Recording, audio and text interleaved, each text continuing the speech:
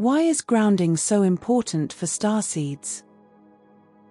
A starseed cannot truly live their purpose without being fully grounded. Many starseeds overcomplicate grounding, but grounding can be very simple. You ground when you move your body, when you dance, walk, garden, clean, do yoga, or play. Being present in your body is how you anchor your light.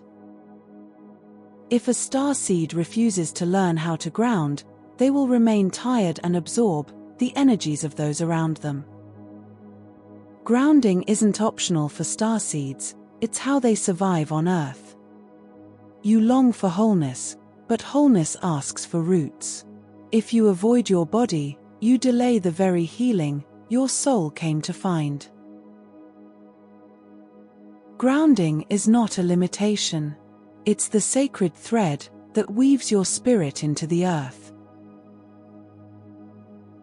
Grounding is how your soul whispers, "I'm home."